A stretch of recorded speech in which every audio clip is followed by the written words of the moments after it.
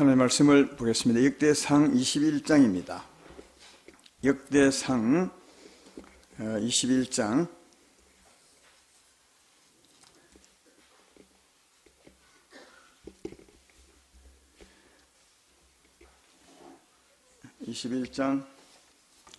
26절, 27절 두 절만 보겠습니다.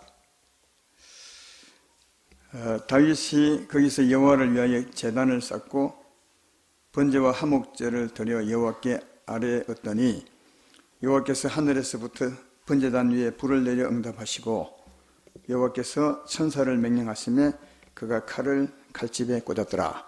아멘. 오늘은 지난주에 광고했던 것처럼 오히려 예배해야 합니다, 이런 제목으로. 근데 이 제목 한 주간 지나는 중에 조금 바꾸고 싶은 것은 오히려 예배해야 합니다, 이 제목보다는 전에 하던 대로, 이게 나을 것 같아요. 전에 하던 대로 이 의미가 더, 물론 전에 하던 게 예배하는 건데요, 그래서 전에 하던 대로 하면 좋겠다. 그 주보 뒤에다가 가로해서 전에 하던 대로. 지금 온 나라가 신종 코로나 바이러스 때문에 어려워하고 또 혼란에 빠진 것 같습니다. 세상은 또 그렇지만 우리 하나님 나라 교회도 혼란에 빠진 것 같습니다. 예배를 어떻게 해야 되느냐, 이런 문제 때문에 일주일 내내 아마 여러분에게도 그런 게 왔겠지만 목사들 사이에는 문자로 예배 어떻게 해야 되냐, 어떤 사람은 해야 합니다, 어떤 사람은 안 해야 합니다. 이게 혼란스러웠습니다. 겉으로 보면 안 해야 맞는 것 같습니다. 왜냐하면 사람이 좀 모이는 곳에 가면 피해 볼 수 있고 감염될 수 있으니까 겉으로 보면 안 해야 맞는 것 같은데, 그러나 이제 우리가 하나님 믿는 사람으로서 다만 이제 세상에서 원하는 대로 세상의 뜻대로 해서는 되지 않고 주의 뜻대로 해야 맞습니다. 그래서 이게 해야 될까 하지 말아야 될까, 이게 주의 종들은 또 주의 백성들은 고민하지 않을 수가 없었습니다. 그래서 우리 하나님이 살아계시니까 우리 가운데 하나님께 물을 수밖에 없고, 또 그 하나님께 묻고 하는 게 우리가 하나님을 바르게 섬기는 것이기 때문에 주의 종인 나도 기도할 수밖에 없었습니다. 기도의 그 원칙은 뭐냐 하면 세상의 생각대로 따를 수 없지 않냐. 하나님 사람들이 이제는 내가 산 것이 아니고 세상 뜻대로 사는 것도 아니고 세상의 상의대로 사는 것도 아니고 하나님 뜻대로 사는 자가 우리인데 뭘 하든지 하나님 뜻대로 해야 되겠다, 이런 생각이 들어서 기도하게 되고, 그래서 하나님이 정리해 준 말씀이 오늘 말씀입니다. 그래서 이 말씀을 잘 이해해서 그 뜻대로 살았으면 좋겠다라는 생각이 듭니다. 로마서 14장 23절에 보면, 화면에 안 나올 것입니다. 보면 믿음으로 행하지 아니하는 것은 다 죄니라 그랬습니다. 이 말을 다르게 하면 믿음으로 살아야 우리가 떳떳하고 담대하게 됩니다. 여러분 아마 그런 경우 많이 겪었을 것입니다. 하나님 뜻은 이건데 내가 이렇게 살면 마음이 끓이김이 오죠. 그게 믿음으로 안 살기 때문에 그렇습니다. 내가 알고 있는 대로 믿음으로 살면 마음이 떳떳하거든요. 왜? 주의 뜻이니까요. 그래서 믿음으로 산다는 말은 주의 뜻대로 사는 것임을 알 수 있다. 그래서 주의 뜻을 잘 이해하고 예배를 드렸으면 좋겠다 하는 생각이 듭니다. 그러나 오늘 제가 말씀하는 것은 분명히 내가 말씀하는데 이 하나님의 옳다고 하는 생각입니다. 하나님의 옳다는 뜻이다. 그 기준인 것 같은 거죠. 상당히 수준이 높습니다. 따라서 이제 오늘 예배 오지 않다고 해도 틀린 것이 아니라 우리의 신앙에도 차이가 많지 않습니까? 우리 사람 사이에도 어린 나이가 있고 조금 큰 나이가 있고 청년이 있고 장년이 있고 노인이 있듯이 다 차이가 있단 말이죠. 신앙에도 신앙의 차이가 많이 있습니다. 그래서 어떤 사람은 오늘 말씀을 충분히 받을 만하지만 어떤 사람은 받지 못할 수 있습니다. 근데 그걸 틀렸다고 하면 안 됩니다. 아직은 이해를 못할 수 있겠구나, 이해를 하셔야 되죠. 이해가 되시죠? 그래서 오늘 예배 참여하신 분들은 말씀을 들으면 떳떳하겠지만 예배 참여하지 않는 분들은 그렇지 않을 수 혹시 있거든요. 따라서 그런 사람을 정죄하거나 잘못됐다거나 하는 것이 아니라 이해해 하셔야 된다. 신앙, 하나님을 믿는 믿음이 다 다를 수 있고, 물론 이제 그분들은 이제 성장해야 되는 것은 맞습니다. 오늘 주께서 말씀한 대로 와야 되지만, 아직은 아닐 수 있기 때문에 신앙이 약할 수 있고, 그리고 또 처해 있는 상황과 형편이 다 다를 수 있거든요. 이런 의미에서 이해하셔야 다음에 그들 올 때 반갑게 맞이할 수 있고 또 함께 할 수 있다라고 생각합니다. 정죄하는 마음보다는 여러분 자신을 돌아보고 이해하는 마음으로 예배드리는 오늘 되기를 주의 이름으로 축원합니다. 하나님이 살아계십니다. 오늘 우리 시편 51편인가 읽었지만 교동문으로 하나님은 살아계시죠. 우리 가운데 계심을 믿으면 아멘합시다. 살아계십니다. 살아계시지 않다면 여기 올 이유가 없고 믿을 이유가 진짜 없습니다. 바보 같은 사람들입니다. 우리가 하나님이 계시기 때문에 참 지혜로운 사람들이라 할 수 있는데, 그 하나님은 우리에게 신앙이 크면 클수록 모든 삶을 주관한다는 사실까지 알게 됩니다. 정말 하나님은 우리 삶을, 모든 삶을 주관하십니다. 그 주관하는 삶이 다 중요하죠. 정말 다 중요하죠. 하나님이 주관하십니까? 그러나 그 중에서도 가장 중요한 게 뭐겠는가 생각을 해 보셨습니까? 뭐이 중요하겠습니까? 저는 우리의 생명 되신 하나님이 가장 중요하다고 생각합니다. 다 중요하지만 그 중에 특별히 생명 되심이 중요하지 않을까 생각합니다. 왜냐하면 우리 몸을 보면 이해할 수 있죠. 우리 몸에 있어서 가장 중요한 게 뭐겠어요? 저도 이 몸이 있다면 살아 존재해야 되지 않겠습니까? 존재한다면 이 몸에 생명이 필요하죠. 그러니까 음식이 필요하고 물이 필요하고 생기가 필요합니다. 호흡은 생기는 한 4분 정도? 한 5, 6분 정도? 이게 호흡하지 않으면 사람이 죽습니다. 예. 음식은 좀 더 길고요. 물도 좀 더 길지만, 그러니까 중요한 것은 우리 육체에 중요한 것은 생명입니다. 육체의 생명이다. 이런 의미에서 영혼에 가장 중요한 것은 우리 생명이신 하나님이시다. 그 하나님이 우리 영혼을 살리고, 하나님의 생명이 우리 영혼을 살리고, 우리 영혼에 힘을 주시고, 우리 삶에 만족을 주시고, 삶을 살게 하시고, 우리 영혼을 살리는 생기와도 같으니까 그 하나님, 생명이신 하나님이 참 중요한 것 아니냐. 모든 하나님 역사가 중요하지만 생명이신 하나님 참 중요하다 하는 겁니다. 예배가 뭐냐? 생명이신 하나님을 만나는 거예요. 그래서 예배가 중요하다. 요한복음 4장 24절에 예배에 대해서 이렇게 말하죠. 하나님은 영이시니 예배하는 자가 영과 진리로 예배할지니라. 전에 제가 설명했죠. 여기 영과 진리는 영 안에서 진짜로, 실제로 만나는 거예요. 영이신 하나님은 영 안에서 만날 수밖에 없죠. 하나님이 육이시면 육으로 만날 수 있습니다. 그래서 육으로 만나면 하나님 참 잘생기셨네요. 하나님 안녕하세요. 이렇게 얘기했지만 영이시니까 영에서 만나는 거예요. 그래서 하나님은 영이시니 네 영 안에서 실제로 만나는 것이, 그러니까 실제로 만나는 게 예배라면 우리가 만난 하나님이 우리의 생명이요. 할렐루야. 우리가 만난 하나님이 우리의 생명이다. 근데 이 생명이신 하나님을 어떻게 알고 어떻게 믿으며 어떻게 힘입을 수 있느냐? 말씀으로 할 수 있습니다. 여러분이 여기 와서 말씀을 듣지 않았다면 어떻게 하나님을 만날 수 있었으며, 어떻게 하나님의 힘을 얻을 수 있었으며, 어떻게 말씀을 듣지 않았으면 하나님의 은혜를 입을 수 있었겠습니까? 없습니다. 하나님은 우리 영혼의 생명이시고 오직 힘을 주시고 우리의 영광이신데, 그분은 말씀으로 만나고 말씀으로 힘을 얻고 말씀으로 그 안에 갈 수 있음을 알 수가 있습니다. 근데 심지어는 이제 그 하나님은 말씀이신 하나님이시라 합니다. 말씀 하나님이 따로 있지 않고 하나다. 태초에 말씀이 계시니라. 이 말씀이 곧 하나님이시니라. 이게 하나님은 영이시요 말씀이시고 생명이신 하나님이심을 알 수가 있습니다. 그래서 요한복음 6장 35절에 보면, 아니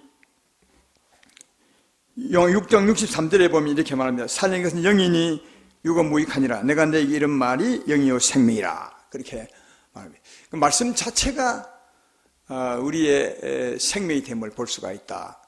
근데 이 예배는 어떤 곳이냐? 이 생명의 말씀이 있는 곳이다. 그런 겁니다. 예. 아니, 개인적으로 있어도 말씀이 있지 않습니까?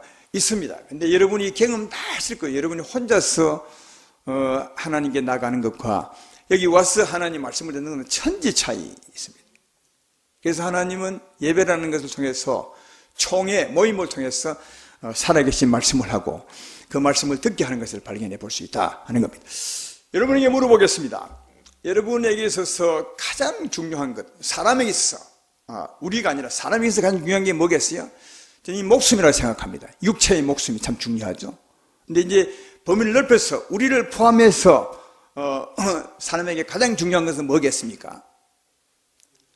육체의 목숨이겠습니까? 영혼이겠습니까?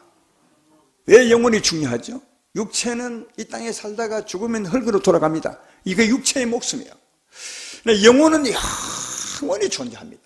그래서 우리 하나님 말씀을 듣고 이런 사실을 알았기 때문에 육체의 목숨이 참 중요하지만 그러나 우리에게 있어서는 영혼이 더 중요하다. 그런데 영혼보다 더 중요한 게 뭔지 아십니까? 하나님이십니다. 왜냐하면 영혼을 살리는 이가 하나님이시기 때문에. 이해되시죠?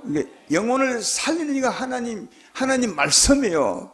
그래서 우리 사람에게는 육체의 목숨이 중요하고 그보다 더 중요한 것은 영혼의 목숨이고 그보다 중요한 것은 하나님이십니다. 하나님 말씀입니다. 왜? 하나님 말씀이 없다면 영혼이 안 삽니다. 오히려 더 태어나지 않은 것보다 못하다고 합니다. 왜? 하나님 말씀을 듣고 살지 않으면 지옥을 갈 것이고 지옥 가면 차라리 태어나지 않은 것보다 훨씬 못하다고 전도서에 말하잖아요. 그러니까 가장 중요한 것은 하나님의 생명, 하나님 말씀임을 알 수 있습니다. 그래서 우리 노래 가운데 주의 인자가 생명보다 나으니 여기 생명은 우리 목숨을 육체의 목숨을 말하는 것이고 그 다음 하나님의 인자가 뭐냐? 하나님의 생명은 우리 육체의 목숨보다도 우리 영혼보다도 훨씬 소중하다. 이해가 되시죠? 그래서 하나님 말씀이 가장 중요하시다. 이걸 우리가 아셔야 됩니다. 그러므로 예수 안 믿는 사람들은 육체의 목숨만 중요시하겠지만 예수님 믿는 우리들에게는 영혼의 목숨을 중요시하고 영혼의 목숨을 살리는 하나님 말씀이 더 중요함을 알게 됩니다. 근데 이런 우리에게 꼭 살다 보면 네 육체가 더 중요하냐, 네 영혼을 위해서 하나님 말씀이 중요하냐 이런 시험의 때가 옵니다. 그런데 여러분은 무엇을 선택해야 되겠나? 마태복음 4장에 예수님이 이런 시험을 이제 우리 위해서 받습니다. 여기 보면 예수님이 시험 받으러 가시기 전에 이렇게 막 기록합니다. 예수님이 성령에 이끌려 마귀에게 시험을 받으러 광야로 가시니라. 그러니까 성령이 일부러 시험 받게 한 겁니다. 성령에 이끌려 마귀에게 시험 받기 위해서 광야로 가시니라. 그리고 40일을 줄였어요. 40일을. 성령에 이끌려. 그러니까 성령이 뭡니까? 음식 먹지 말라 한 거예요. 성령이 음식 먹지 말라. 하나님이 음식 먹지 말라 한 거예요. 40일까지. 그러니까 하나님 말씀할 때까지 음식 먹지 말라 그 말이죠. 그래서 그 음식 먹지 않은데 그때 이제 시험하는 놈이 옵니다. 와서 40일 굶은 예수님에게 말하기를 넌 하나님의 아들이 아니냐? 이 돌을 가지고 떡을 만들어서 네가 먹을 수 있지 않느냐? 이 빨리 돌을 떡을 만들어 먹으라. 이렇게 합니다. 이 시험이 무슨 시험인지 아십니까? 하나님의 말씀은 내가 지시할 때까지 내 말이까지 네가 금식하라 이거였는데 40일을 금식해도 하나님 이젠 괜찮다 떡 먹으라 하지 않아요. 하나님 말씀은 여전히 금식하라. 근데 가장 힘들 때 40일 줄였으니까 얼마나 힘들게 조금만 더 굶으면 죽는 겁니다. 그러니까 그쯤 되면 야 이거 죽는 것 아니야? 야 큰일 나는 거 아니야? 이 육체의 목숨에 대한 아쉬움이 굉장히 있는데 그때 시험 날았다. 시험은 항상 그때 옵니다. 시험은 항상 그때 질만한 때 마귀가 이길만한 때 마귀 그럼도 지혜로운 놈이에요. 그런 면에서는 와서 딱 시험하죠. 40일을 굶었을 때 너 조금 더 굶으면 죽어. 그러니까 빨리 돌을 떡 만들어 먹어. 그래 살아. 이렇게. 여러분 같으면 어떻게 하겠어요? 이때 예수님이 꼭 그래서 육체를 살리기 위해서 하나님 말씀을 버릴 것이냐, 아니면 육체가 죽더라도 여전히 나는 하나님 말씀을 붙들 것이냐, 이게 딱 나는 거예요. 딱 힘들 때. 그때 예수의 말씀은 마태복음 4장 4절에 이렇게 말하잖아요. 예수께서 대답하여 이르시되 기록하였으되 사람이 떡으로만 살 것이 아니요 하나님 입으로 나오는 모든 말씀으로 살 것이라 하느니라. 할렐루야. 이 말씀은 무슨 뜻이냐면 내가 지금 굶어서 죽는 한이 있어도 나는 영혼을 살리는 하나님 말씀을 택하겠다, 이 말이요. 그 행편에, 그러니까 이런 시험이죠. 진짜 내가 육체의 목숨을 살리기 위해서 하나님 말씀을 버릴 것이냐, 아니면 육체가 죽더라도 나는 하나님 말씀을 선택할 것이냐. 이때 예수는 하나님 말씀을 선택하는 거예요. 예수님이 왜 이런 시험을 받았겠습니까? 우리도 이런 상황이 놓이면 하나님 말씀을 선택하고 이 시험을 받은 거예요. 예수님은 하나님 아들의 시험 받을 이유가 없어요. 다만 우리가 이런 행편에 놓였을 때 이기신 예수로 말하면 너희도 이기라고 이 시험을 받은 거예요. 할렐루야. 꼭 지금 우리가 이 행편에 처해 있어요. 이 행편에. 그러니까 신종 코로나 걸리지 않고 네 몸을 지키기 위해서 예배 가지 마라. 그러나 여기 오신 분들은 나는 코로나 걸린다 해도 하나님 말씀을 들으러 가겠다. 이게 너무 극단적으로 말하는 게 절대로 아니에요. 지금 예수님 상황이 똑같습니다. 이런 상황이 나요. 이거 선택이에요. 우리가 하나도 괜찮아요. 와도 괜찮고 선택입니다. 그러나 하나님은 이렇게 하는 게 원한다는 거예요.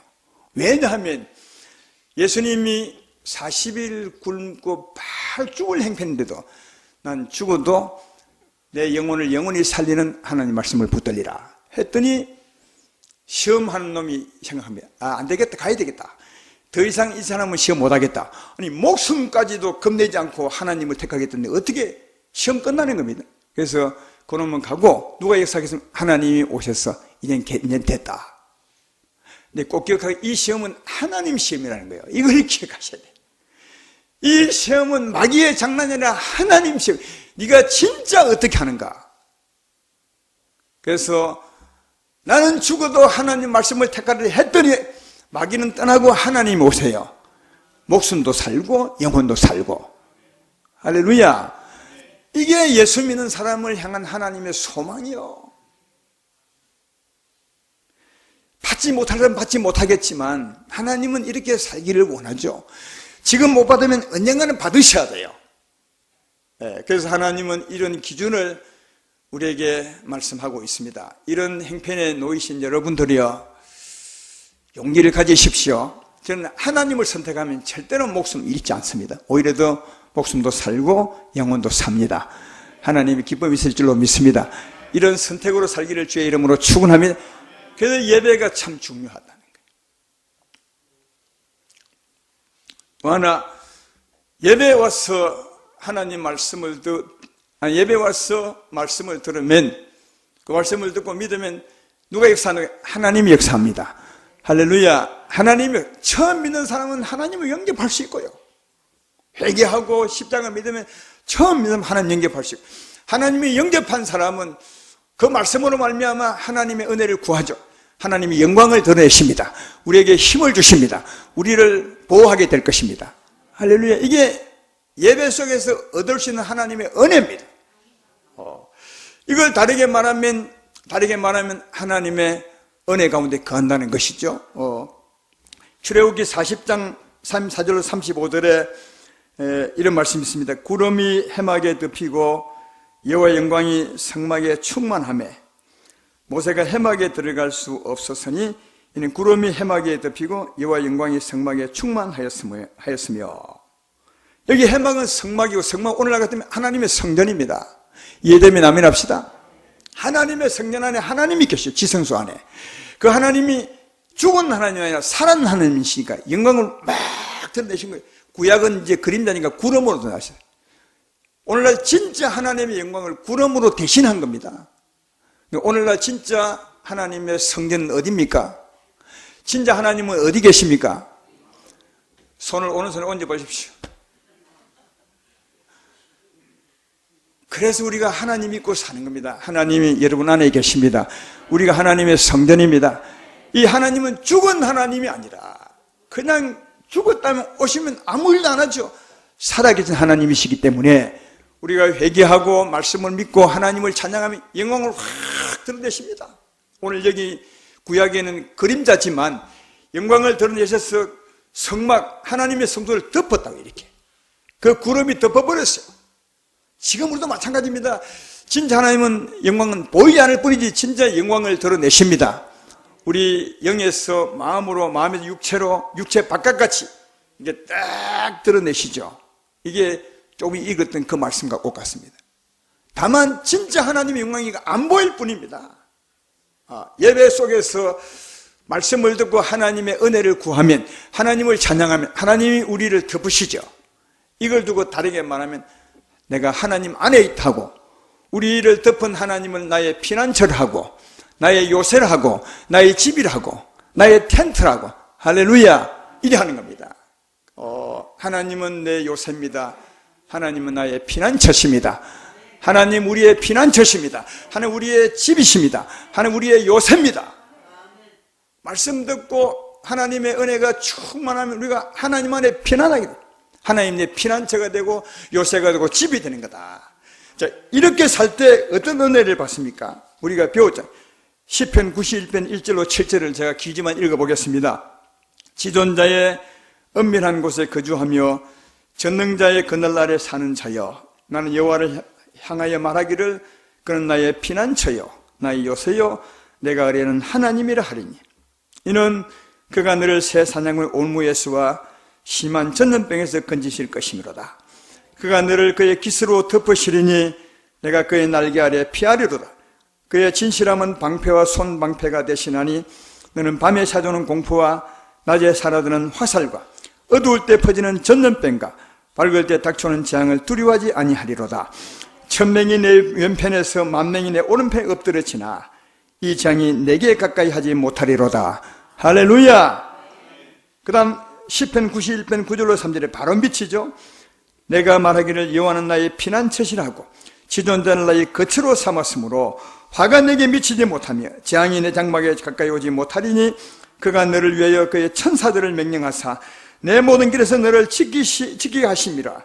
그들이 그들의 손으로 너를 붙들어 발이 돌에 부딪히지 아니하게 하로다. 그 다음 13절에 내가 사자와 독사를 밟으며 젊은 사자와 뱀을 발로 누리로다. 할렐루야. 예배 나와서 말씀을 들으면 하나님이 우리를 딱 덮으며 피난처가 되죠. 요새가 되고 거처가 됩니다. 아무도 우리를 건드릴 수 없어요. 하나님을 뚫고 들어올 전염병이 없어요. 우리를 이길 자가 없어요. 그리고 두 번째 읽은 말씀처럼 오히려 우리가 그들을 물리쳐요. 나를 덮은 하나님의 권세, 예수 이름 권세로 말하면 뱀과 독사를 밟아버려요. 전염병을 밟아버려요. 재앙을 밟아버리는 것입니다. 할렐루야. 이게 어디서? 예배에서 오는 거예요. 그래서 예배는 우리가 해를 당하는 곳이 아니라 오히려 보호를 받는 곳이고, 이런 말 세상이 들으면 정말 웃긴 목사를 할 거예요. 안 그렇겠어? 아니, 생각해봐.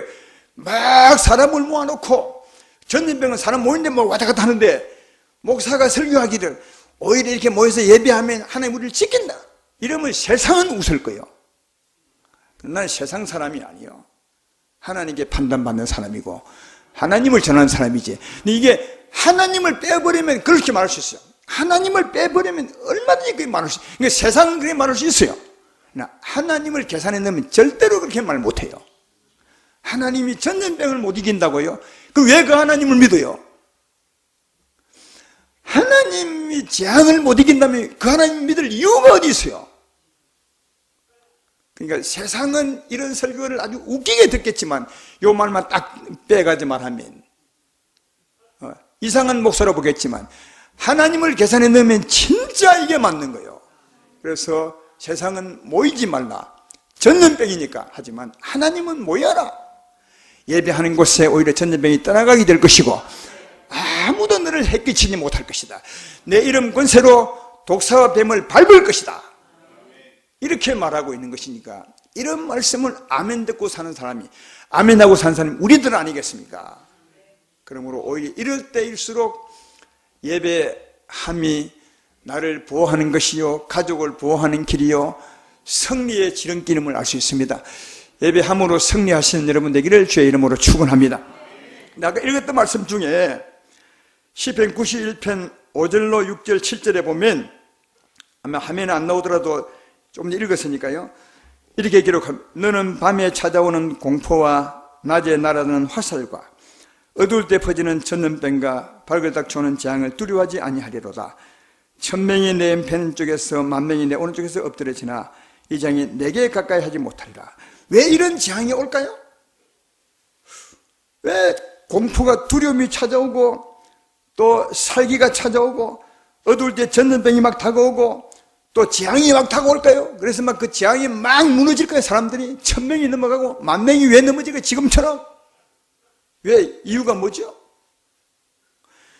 8절에, 오늘 제가 8절 읽었는데 8절에 나와요. 시편 91편 8절에 너는 똑똑히 보리니 악인들의 보응을 내가 보리로다. 악인들을 향한 하나님의 보응이라는 거예요. 이 무슨 말이냐 하면, 아까 전염병도 말했더니 어두울 때 퍼지는 전염병이래요. 어두울 때가 뭐예요? 죄입니다. 하나님을 떠나 죄를 짓고 사는 사람에게 역사한다는 거예요. 그 전염병이. 재앙도 마찬가지고 두려움도 마찬가지고 사망도 마찬가지입니다. 이해되십니까? 그러니까 죄인에게 가는 겁니다. 그러니까 죄에 대한 하나님의 보응입니다. 이게. 왜 1000명이 넘어지고 10,000명이 넘어지고 그 사람 누굽니까? 어두운 사람들입니다. 어두운 사람에게 전염병이 가고 그냥 넘어지는 거예요. 이건 뭐냐? 죄인에 대한 하나님의 보응이다. 하나님의 일종의 심판이라는 것을 알 수 있어요. 이해가 되시죠? 너는 똑똑히 보리니 악인들의 보응을 내가 보려. 그럼 누가 보응하는 겁니까? 하나님이 보응하는 겁니다. 그러니까 이게 여러분 이런 역사는 넓게 보면 하나님의 역사입니다.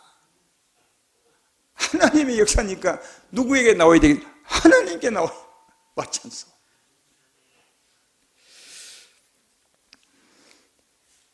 오늘 읽었던 본문은 2절만 읽었는데 앞에 보면 역대상 21장 1절에 보면 다윗이 하나님께 범죄하죠. 전에 말했습니다.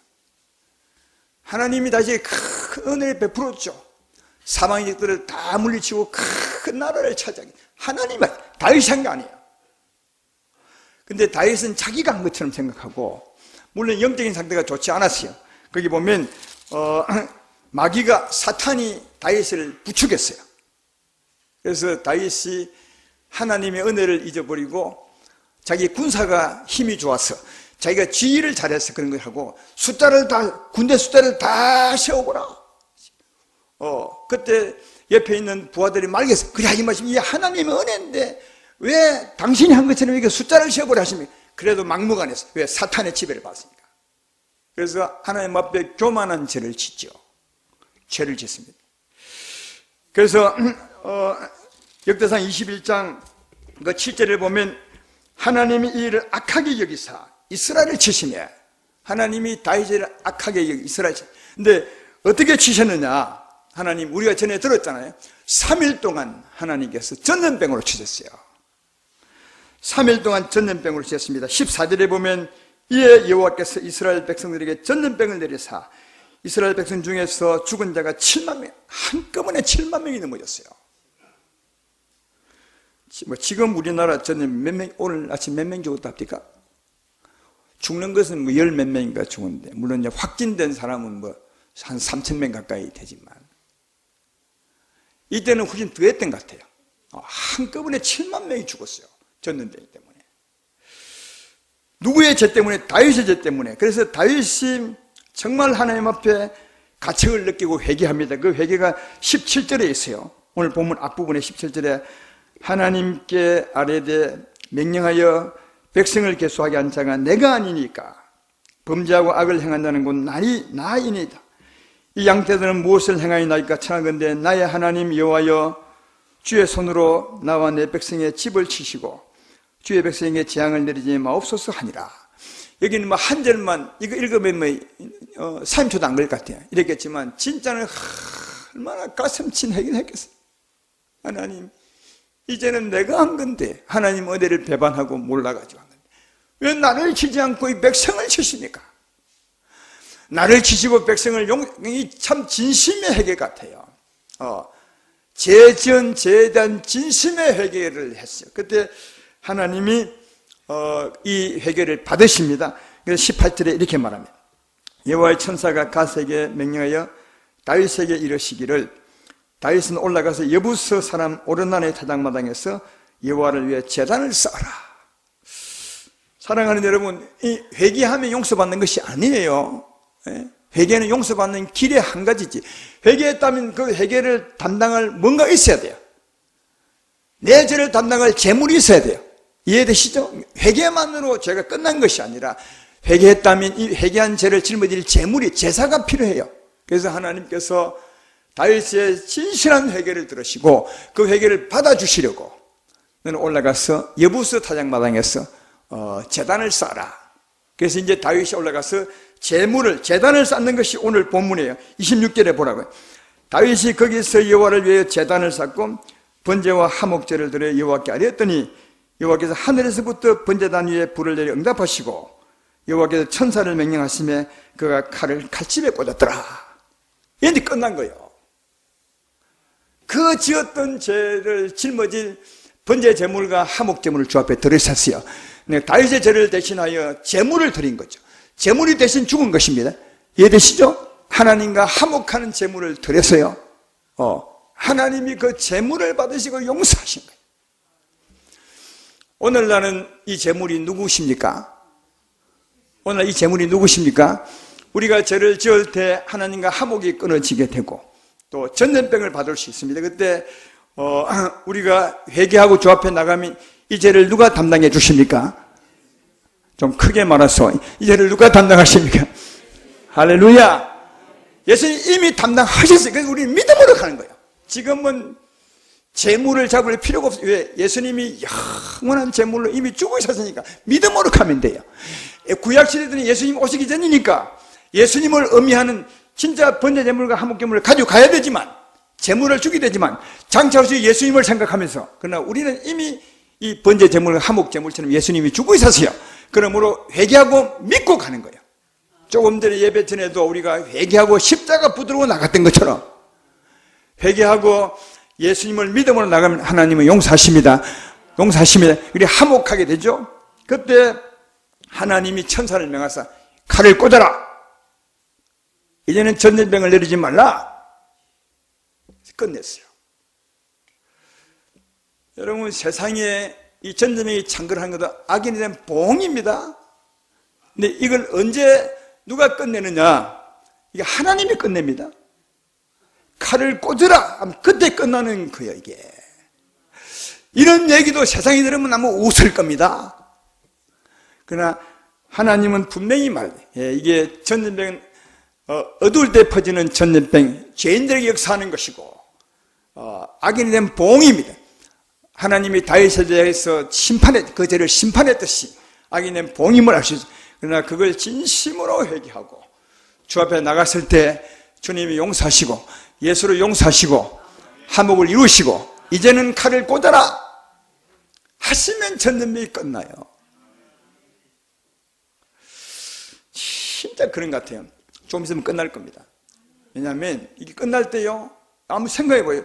여기에 전염이 붙었으면요, 그 다음 또 옮겨가게 되고 옮겨가면 자꾸 이게 번져서 끝이 안 나야 되는데, 내 말 틀렸어? 끝이 안 나야 되는데 끝날 때요 갑자기 끝납니다. 이게 지금까지 다 그랬어요. 그러니까 세상 사람들이야 하나님을 못 믿기 때문에 이런 사람이 못 믿겠지만 하나님의 사람을 믿을 수 있습니다. 그래서 우리가 진짜 기도할 것은 우리만의 죄가 아니라 우리 자신들의 죄도 해결해야 되겠지만 전도하지 못한 죄, 이게 중국에 일어났다면 중국의 그 우한은 금요일날 제가 말했지만 정말 어두운 도시요. 정말 교회 핍박이 엄청 심한 곳이고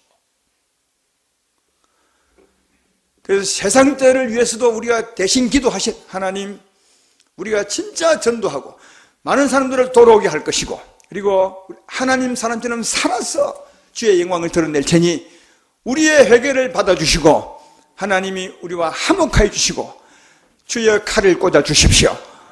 이런 기도가 꼭 우리가 해야 될 기도라. 그래서 이게 예배 아닙니까? 다윗이 주 앞에 나가서 제단을 쌓는 이게 뭐냐? 이게 예배입니다. 이게.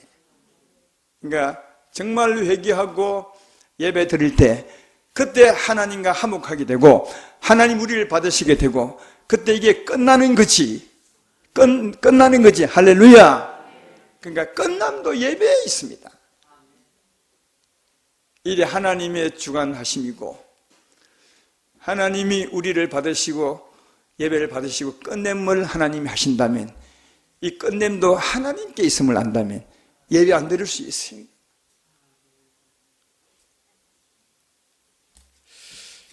여기서 한 가지 꼭 기억해야 될 것은 하나님의 사람들은 전염병을 주신 이도 하나님이시고 전염병을 끝내실 이도 하나님이시고 왜?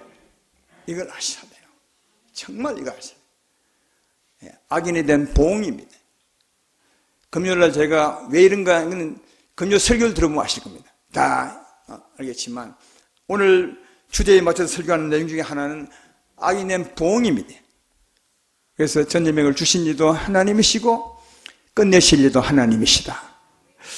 그런데 전에 제가 이 역대서 21장을 할 때 제가 말씀을 드렸지만 이 전염병 말이죠. 우리가 볼 때는 전염병인데 하나님 볼 때는 또 달라요. 한 장을 넘겨서 12절을 보십시오. 역대상 21장 12절을 보면 그 다윗에게 벌을 내릴 때 이렇게 말합니다. 혹 3년 기근이든지 혹 내가 석 달을 적군에게 패하여 적군의 칼에 쫓길 것이니 그 다음 여호와의 칼 곧 전염병이 사흘 동안 이 땅에 유행하여 여호와의 천사가 이스라엘 온 징을 멸할 일이든지 이렇게 말합니다. 여호와의 칼이 곧 전염병이래요. 그 다음 그 밑에도 보라고요.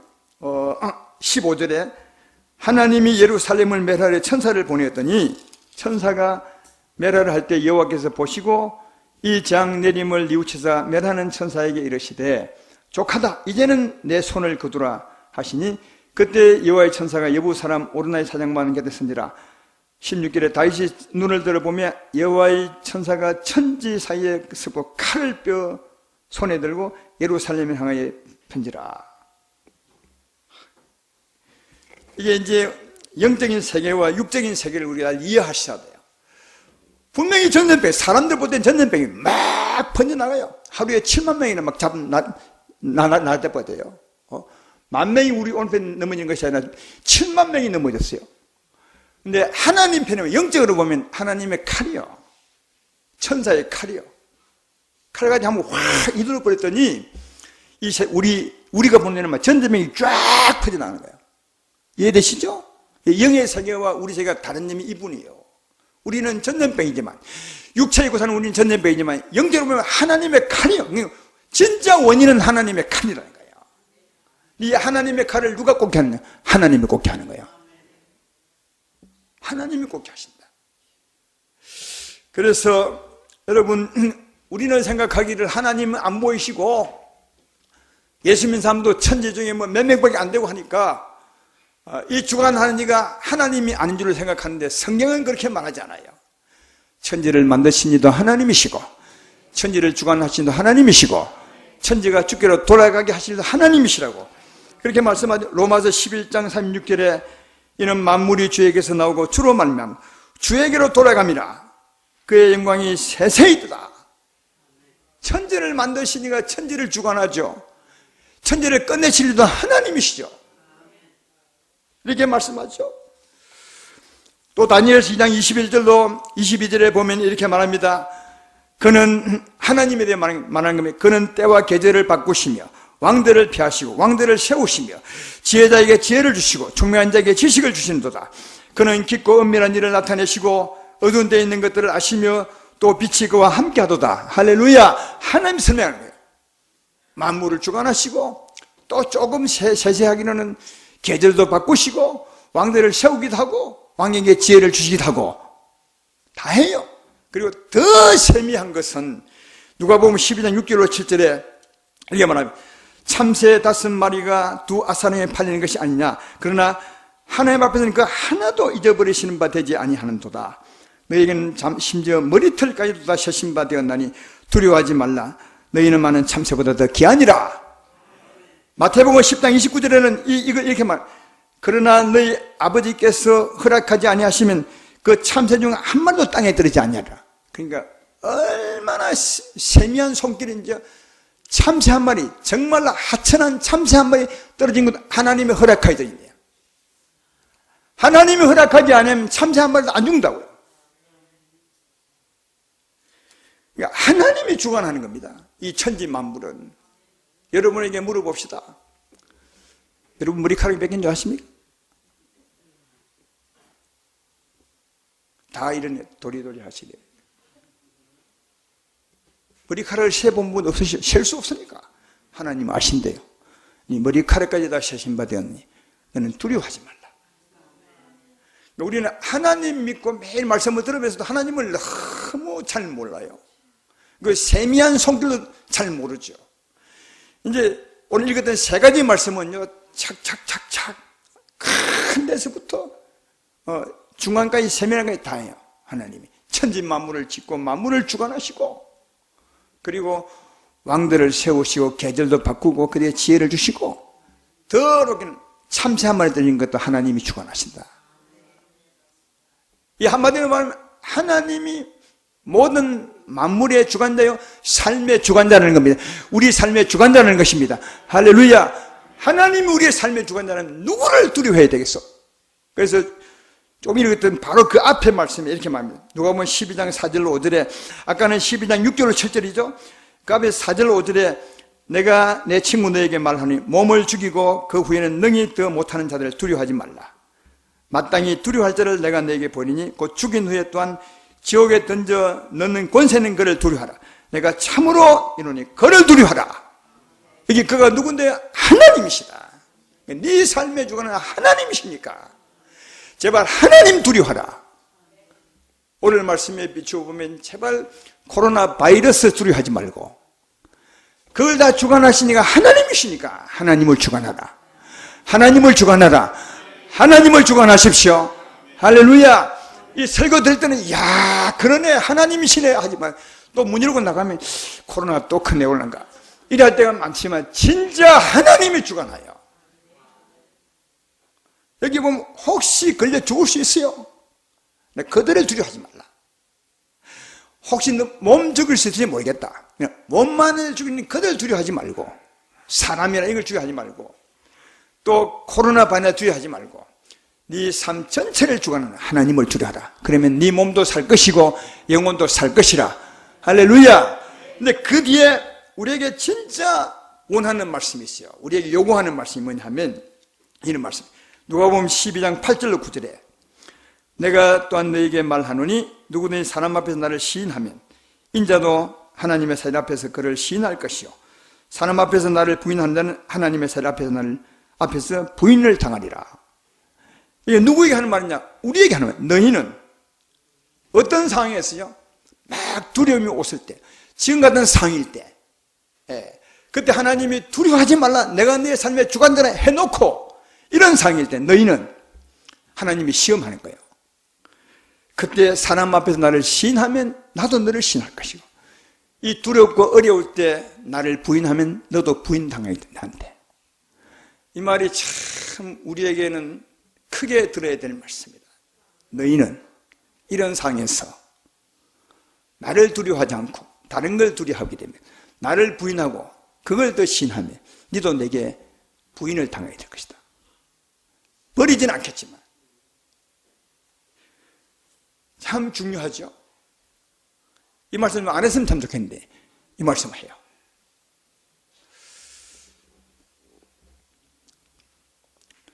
다니엘서 6장에 보면 다니엘이 음모를 당하잖아요. 그때 다리오 왕 시대인데 바벨론 시대를 지나서 바사 왕 시대죠. 다리오 왕이 됐어요. 그래서 전국이 엄청 넓었죠. 지금 우리나라 땅은 좁지만 그 당시에 그 바사와 그 메대 그 왕국은 지금 중국보다 훨씬 더 넓은데, 굉장히 넓은 데인데, 그때 이제 그 왕이 온 전국을 다스리기 위해서 총리 세사람을 세웠어요. 혼자서 부족하니까. 세워가지고 다스렸는데, 그 중에서도 다니엘이 정말 뛰어나게 지혜가 높아요. 진실하고 지혜가 충만했어요. 그래서 이제 그 최총리 위에 다니엘을 또 세웠어요. 그러니까 다니엘이 2인자죠. 왕은 맹신일공이냐 왕이고, 다니엘이 지혜 주관자예요. 그 나라의 주관자. 그래서 세웠어요. 그가 지혜 쩔었어요. 그래서 이제 했더니 밑에 있는 그 총리 세 사람이 시기심이 발동해가지고 이 다니엘을 고발해서 끌어내리고자 고발할 근거를 찾았어요. 아무 차이도 너무 신신하니까 찾을 게 없어. 이 사람은 이 나라를 반대하는 이게 하나님의 율법에서, 하나님의 삶에서 찾으면 잘 있을 겠다. 했고, 이제 어떻게 하느냐. 다니엘이 매일 기도하는 걸 알았어요. 그래서, 요걸 이용하자 해서, 여러분이 알고 있다시피, 이 총리 세 사람과 간원들이 다니엘을 모함할 글을 썼어요. 왕은 모르죠. 왕은 다니엘을 진짜 좋아했는데. 그래서 왕에게 상소문 올리면, 왕이시여, 왕의 권위를 높이기 위해서 한 달 동안 날짜를 정해서, 이 한 달 기간 동안에 다른 누구에게 예배하는 거나 누구에게 구하거나 기도하거나 하면 그 사람은 왕의 권위를 무시했기 때문에 사자굴에 집어넣읍시다. 왕이 들어보니까 그럴듯하거든요. 왜? 자기 권위를 높이니까요. 이분들이 참 대단한 좋은 의견을 가지고 왔구나. 그래서 참 좋다 해서 도장을 딱 찍어줬어요. 근데 그날은 왕이 힘이 있어도 도장 딱 찍으면 끝이요. 꼭 해야 돼요.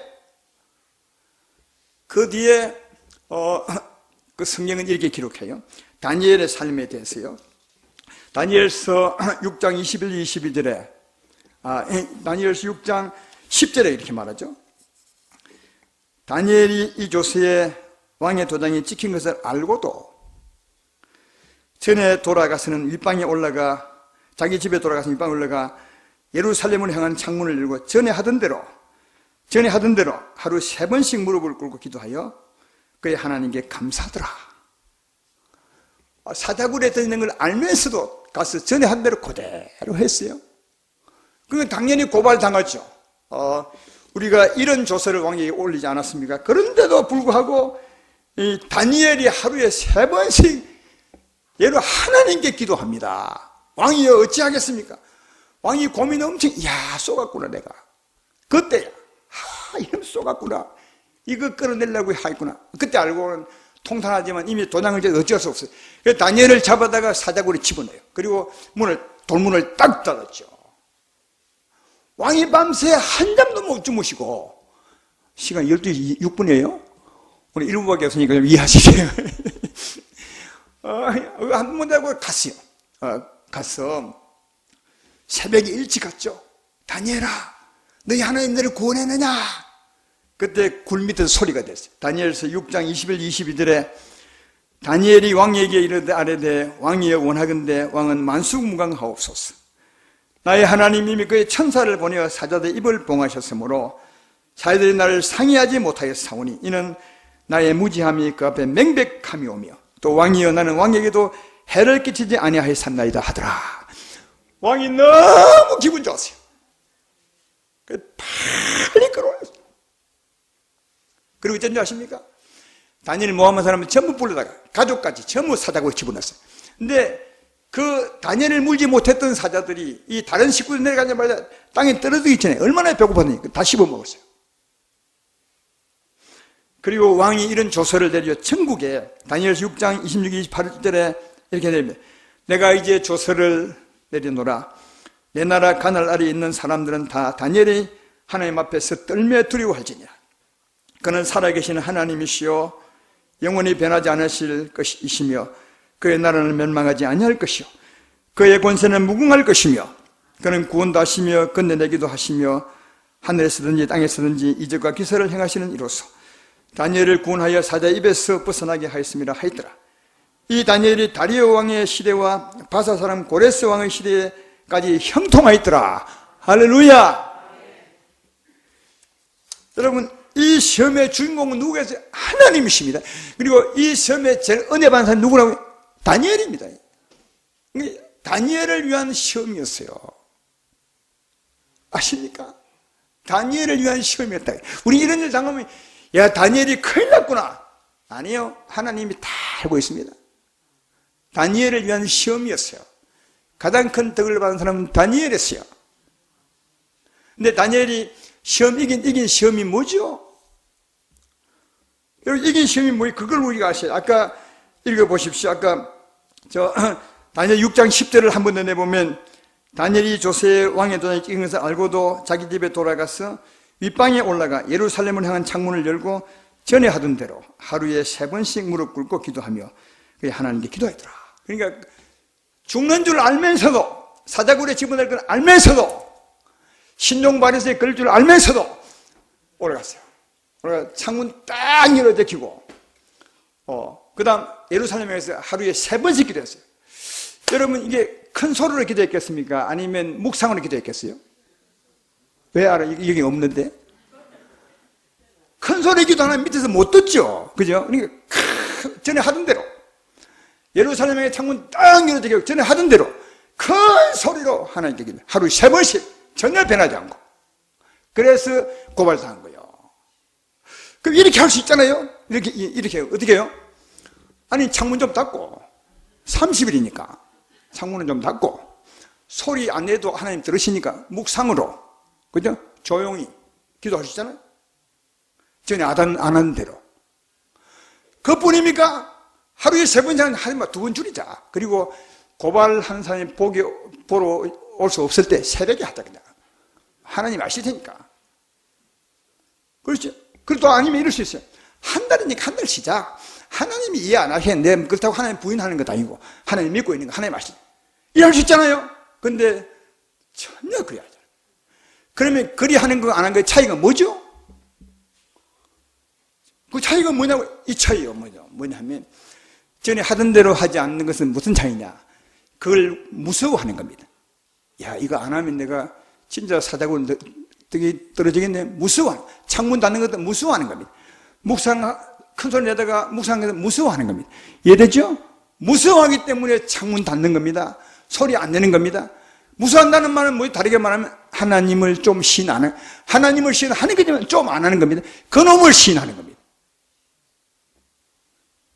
다니엘은 그리 하잖아요. 진짜 작은 차이지만 다니엘은 전에 하던 대로 전혀 무수하지 하나님만 시인했다는 거예요.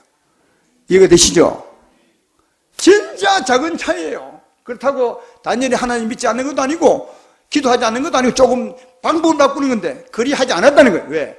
그 자체가 뭐냐? 이미 다니엘 마음이 떨리고 있는 것이고 무수하는 것이고 그것을 시인하고 있는 거예요. 그러나 다니엘은 그거 시인하지 않고 여전히 전에 하나님만 시인했다고요. 이해되시죠? 이걸 하나님은 크게 여긴다고요. 물론 처음에 아까 얘기했지만 다 그럴 수 없어요. 신앙의 차이 때문에. 그러나 하나님은 이걸, 이런 시험이 없을 때는 다니엘이 할 수 있겠죠.